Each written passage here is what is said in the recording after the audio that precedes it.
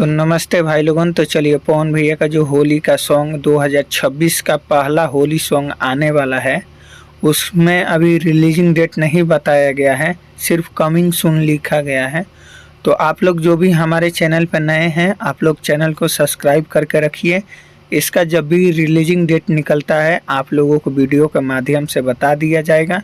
तो आप लोग हमारे साथ बने रहिए, जुड़े रहिए। और ये सॉन्ग का टाइटल देख सकते हैं, सतरंगी सलवारवा। और ये कुछ सॉन्ग के टाइटल से ही लग रहा है कि कुछ अलग ही लेवल का ये सॉन्ग होने वाला है, जो कि आप लोगों को ज़रूर पसंद आएगा।